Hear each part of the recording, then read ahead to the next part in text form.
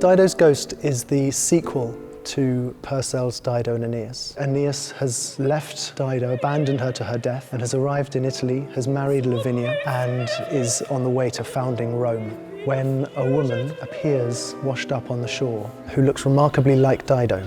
But it's not Dido, it's her sister, Anna.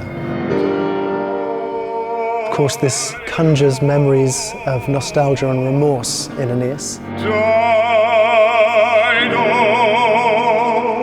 He takes Anna in to the palace, and at the banquet they perform a masque, and the masque is Purcell's Dido and Aeneas.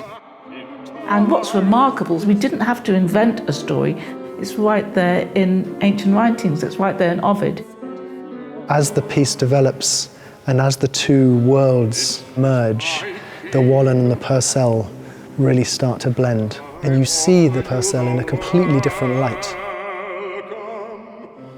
Aeneas particularly is thrown into a very different light. He's been haunted by this tremendous love. It was only really the gods who could change the destiny of this couple. It's only when he sees Anna that actually he's faced with this truth. He has some terrific music and great sorrows to sing about. It's fascinating.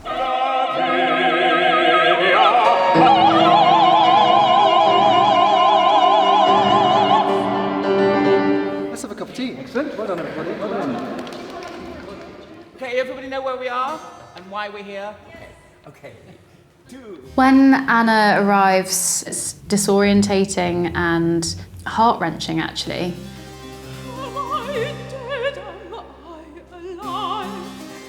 His grief and his realisation of, what he's done is really stark. With any opera, you've got to start with the characters and the story and find the music for that and then work outwards. When we conceived of this project, we thought that we would go for the core of the orchestra that Purcell had already decided on, a nice substantial string sound. Together with this, you have usually at least one harpsichord, if not two harpsichords, plus one strummed instrument, such as a lute or, in our case, a theorbo. So Errollyn has taken that as the basic sound, but she's added an electric guitar, which is a beautiful blend actually with Baroque instruments, and also a very large percussion section, 11 percussion instruments including handpans, which have a very sort of eerie sound. I did want to conjure up a sense of Africa as well, North Africa. We actually need the percussion. It's an expressive force by itself. This piece would not be possible without it, I don't think. The score, everything in it helps the drama, helps the characterization. The writing for Dido's Ghost is extremely ethereal and almost jazzy.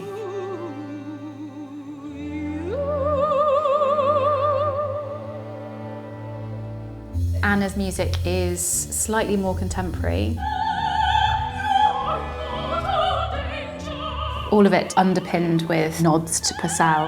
What we've got is a very beautiful dialogue.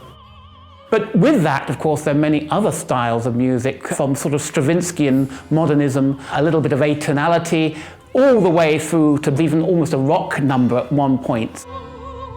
What Wes has done with the libretto is he's drawn very much not just on the Virgil, but also on the Ovid story. And he's created a text that feels very contemporary, but it's also got this kind of heightened historical operatic quality to it as well. He is a great man of words. In many ways, the new opera takes things back to the original heightened emotions that are there in the Virgil.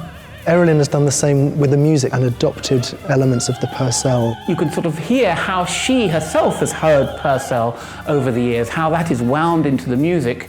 The need for us all to be creative feels very, very pertinent, but at the same time it also feels incredibly important to reinvent the past. The recasting of Purcell's piece as a sort of flashback makes us listen to it anew.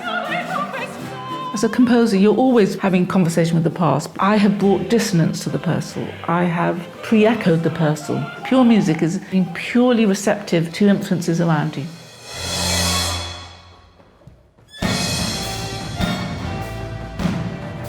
We really want to communicate the dilemmas we face of being human. I would like to feel the audience come with us on what is an emotional journey.